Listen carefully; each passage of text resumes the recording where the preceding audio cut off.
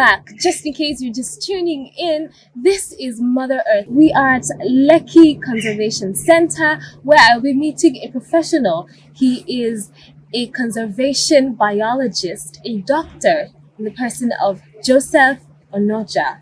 Welcome, sir. Thank you very much. Thanks for having me. Well, I was playing with some monkeys. I don't know what they're called. Mona monkeys. They're Mona monkeys. Yes, there's species of Mona monkeys. So we have different species in different parts of the country, but the ones we have here are Mona monkeys. And you can find them everywhere as well, especially along the coastline. Okay, so is this how animals play around here? I'm seeing another one over there. Yes, well, this is a conservation center. It's a reserve, a forest reserve, so animals are free to roam about. Yes, but they're not dangerous ones. No, we don't have dangerous ones. Wow, amazing! It's fantastic to be here. It's amazing to be here, especially being surrounded by all this greenery. Yes, thank you. So let's start like this. Let's start with your job as a conservation biologist. It's a very fancy name. Just tell us about it, what your job entails and what it is to be a conservation biologist. Yeah, so well, as the name implies, conservation biology. Some would just say conservationist. Yeah. So we are concerned with the biological component, because as we live here on Earth, as humans, we don't live here alone. We live with other biota. We have other wild species and of plants and animals. We call them flora and fauna. Flora for plants, fauna for animals. So we are all an integral part of what we call the ecosystem. And nature, God has placed them in different areas to play their part in the ecosystem, such that if any of those parts is destabilized, then the other parts will not enjoy, especially humans. And that is why we as conservation biologists, we want to conserve them to continue to play their role. And the need to conserve them came because they are being driven into extinction by human activities. And that is why some of us have dedicated our lives as our passion to be able to play this role. Some people are out there doing other things, not caring about what the environment does. But when the environment decides to cough, they will feel the impact. So those of us are on the sideline quietly working to ensure that we create that balance between what we do as humans and our activities and how it affects our environment. That tiny ant there has a role to play in the environment. That large elephant there has a role to play in the environment. So we have to create that balance. So that is essentially what we do as conservation biologists. So I'd like to nickname you shadow hunters. You're hunting for the problems that are happening in the environment and you're treating them very quietly. Yeah, exactly. And that's what nature does as well. Nature does its work quietly. For instance, we breathe in oxygen. We don't know where our carbon dioxide yes, where do we get this oxygen from? I know the oxygen usually comes from the trees are surrounding us. So, and the nature doesn't shout, "Oh, I'm giving you oxygen, I'm giving you oxygen." You know, it just quietly. You will not hear. So you can imagine if there is a machinery that produces oxygen. You can imagine the noise that you make it, providing that oxygen. Smoke. Exactly. You can see the sunlight that we have very quietly, but you imagine the plant that generates power for us. I hear the love and passion in your voice. Yeah, because I enjoy what I do. Okay, so I'm going to come from an angle of someone who is, say, in the university studying. I don't want to be very political or anything. Yeah. This is just an honest question. Is Nigeria a good place to be a conservationist? Well, in the sense of economics, because we've had that. I remember the very funny incident when I was in Yankari Game Reserve, studying for my PhD. Yes, in Bauchi State. Okay. Yes, studying for my PhD, and we had this intern coming around, and he I think we're the sun working actually, because we're measuring the trees in a plot, and probably because of the tiredness and everything, he just looked up and said, "Is there money in conservation?" Yes, Yes, so I'm wondering that the was a same direct thing. question he asked. And the direct answer would be that if you're looking for money in terms of naira and kobo, you may not find money, but there's a lot of value. And value, with value comes money. So there's a Well, lot of value with okay. what we do. We may not have the physical cash, but we live very enjoyable lives, very fulfilling lives. Because some people who chase after this money eventually don't even enjoy it. Because they But get sick. yeah, they get sick at the detriment. They look for this money at the detriment of their health. But we enjoy what we are doing. We are living our lives while we are doing our work. Wow. For instance, living in Yankari Game Reserve for 4 years. For some people, that is luxury. For some people, but for me, I was doing my work and as well just studying and doing what I ought And to I do. agree that it is luxury because having this fresh, I don't know, I was at Lupasi the other time and the Fresh, freshness of the air is just different when exactly, there are vegetations exactly. around. Someone who does breathing exercise, the moment he stepped into this place, Oh, he said, "No, this is no, different. this place This is is for different." me. Yes. So you can imagine, and this is why the World Bank has made the LCC the control site for pollution studies in Lagos.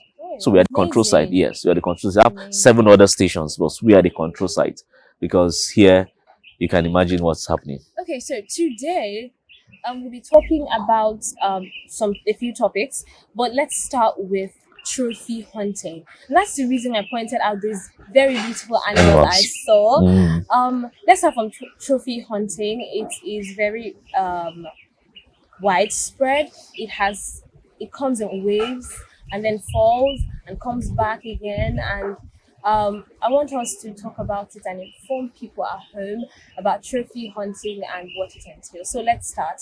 Pretend you are teaching me. In Okay. fact, let's not pretend. Please teach me what about trophy hunting. What is it? Okay. So luckily for us, it's not very prevalent in Nigeria. Okay. Yes, let me go directly. Trophy hunting is not very prevalent in Nigeria. It's more prevalent in Eastern and Southern African countries, and it goes a lot with tourism. So I'll come to that. But it's a practice that actually has like a colonial foundation. You see, the what trophy hunting does is that when hunters, people who hunt, they go out there into the wild and shoot iconic species or beautiful animals, and then they use either their horns or the heads or the tusk for elephants, horns for antelopes, total heads for other herbivores, for instance buffaloes and other antelopes as well. Use that to decorate them. So as a hunter, you use that as like a bragging right. It used to be, yeah, yeah. So in the olden days in Nigeria, you may also call it trophy hunting, but it's linked with hunting for food. The locals, yeah. So where you find out that a hunter go out there, he hunts probably an elephant. The meat is made available to his family and community members, while he, as the hunter that killed the elephants, will either have the tusk or the tail of the elephant. Yeah, so some people the tail of the elephant, or for some it may be the head of the antelope or whatever species. So one particular part of the animal. If it's wild cats, it may be their skin. Yes. Yeah, maybe the skin. Yes. That is very. I was going to come to that. Yeah. So these are different things that they use for trophy hunting. So in Eastern and Southern Africa, that practice continued to the commercial level, and that's where you have tourists, trophy hunters come from different parts of the world to come and kill animals, hunt animals. I want to use the word it is because that's what we conservation will tell me. They kill these animals. Yes, they kill these animals from different parts of the world, and sometimes they don't discriminate whether the animal is amongst what we call the IUCN red lists or it's a least concern. They don't care. They just go ahead and kill these animals. So that's where the concern normally comes from. So to put it long and short is that trophy hunting is killing of animals for their parts. Parts, yes, as a bragging right. It may be the head, it may be the horn, maybe the tusk, maybe the tail, maybe some parts of it maybe even be the skin. Yeah, the lions. We have lions, rhinos, the leopard. No, lions, rhinos, elephants. Yes, elephants are part of them. And then and then we have. I think we also have the rhino. Yeah, I've mentioned the rhinos, and then we have the leopards. I think amongst them. Yeah, so those five. Yes. Yeah. I think there is is it the buffalo? The buffalo. Yeah, sometimes they are considered one of the big fives. Yes. Yeah. Yeah. So, on what grounds do we get these animals and just to take their skin? I'm saying now from a commercial perspective. So you go to people's houses and you see wealthy people, you see probably animal skin is the foot mat, and they tell you that this was a real lion. Yeah, well, in those days when these animals were very common, it's easier to get these things. But these animals are now under what we call, as I mentioned earlier, the IUCN Red List. They're endangered species. So they are not supposed to be hunted. So anybody who does that now does it illegally. Although there are some countries that modify their own domestic laws that allows that, because that is where they get their revenue from. But how that is properly handled is calls a lot of questions to mind. But the long and short is that they are not supposed to be traded upon. And for instance, in Nigeria, you don't even find these animals in the wild again easily for you to go about hunting them. So anybody that has lion skin in their homes, or you don't even find cheetah in the wild again in Nigeria. In fact, you're not even cheetah, you do leopards. Very few. I think for a very long time we thought that leopards was extirpated in Nigeria until our partners WCS working in Yankari got the footage of leopards. So leopards in Yankari, and so you don't have them in the wild again. So if you ever found any person with leopard skin, then you know that that person must have committed a very heavy crime. Yeah. So it's not they are not easily available again. So why go there and hunt them? And that's the big question about the trophy hunt.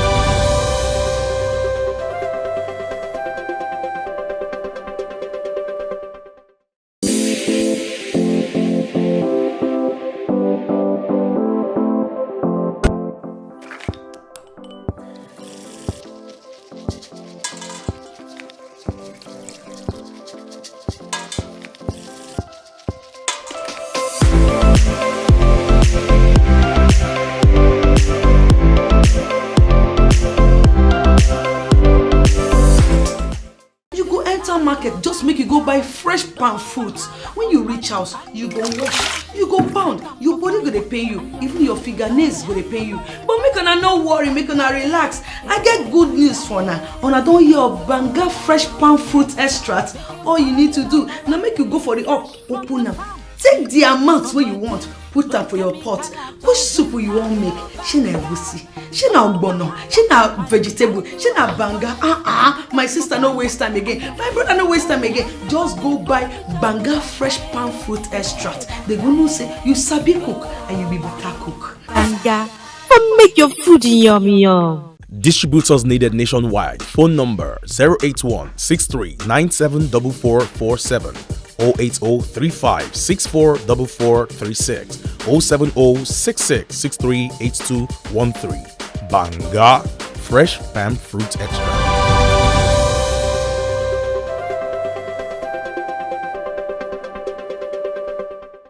So yes, so that's its own part of the illegal wildlife trade, which is a major issue that we are also handling. We're also trying to we're combating, and put that with other partners as well. So when you look at the illegal wildlife trade on one hand, you look at the trophy hunting on the other hand, all these come together to cause a devastating effect on the wildlife population in Africa. So let's go over the pros and cons before we move on to the next step. Okay, so now if you look at trophy hunting, the pros are not very many. You can only talk about probably culling. You want to control the population of a certain species, probably because of human activities again, has removed the top predators. And that is why you have to introduce human activities to be able to reduce the number For instance, the example I gave about pair zebras. Yeah. So if you remove the lions or the cheetahs or the leopards that are supposed to hunt on them, and they are no longer in the circle of things, then you have they will grow beyond. And once they grow beyond, they overgraze. Yes, yeah, exactly. So you have to now introduce, okay. And then funnily, they don't use zebras. Most people don't use them for trophy hunting. So the trophy, and that's where the cons now comes in, because most of the species that they use for trophy hunting are species also that are iconic and are going into extinction. For instance, you talk about elephants for their tusk. You're talking about rhinos for their tusk as well. Yes. You're talking about the cats. The cats. And they you can call them keystone species as well, because keystone species are species that when you take them away from that ecosystem, then it costs a lot of it may even collapse the pyramid completely. So that is those are the, so it has so many disadvantages than advantages. That will lead into a ban. Yes, a ban, so that they will ban them until these animals reproduce again, and then they can have more. Now there are advantages and there are disadvantages of all of these things. There are some animals that they can go beyond the capacity of the environment to control them. So such you can allow for such trophy hunting. Yes. Okay, so please mention what animals are we talking about? Well, I may not be able to, because it depends on what area. For instance, you may have an area where you have too many zebras. And when you have too many zebras, they will thrash the overgraze, and they will trash the land, and then it will not be available for others.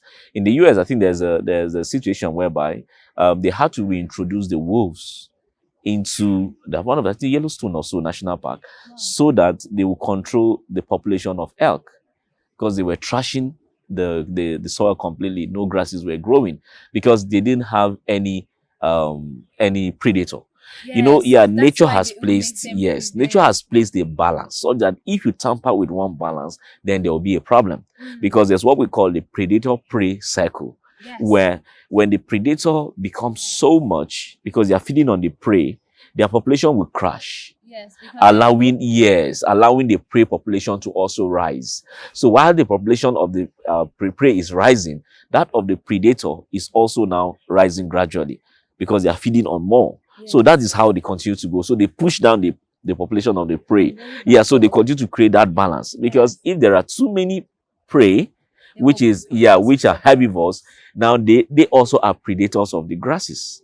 So they will feed more on the grasses. So there is that balance that nature has created, so that the top predators are fewer than their next level of predation, and that is how it goes. For instance, if I'll give you 3 levels, if I give you that of the carnivore, the herbivores, and the grasses are more than the herbivores. True.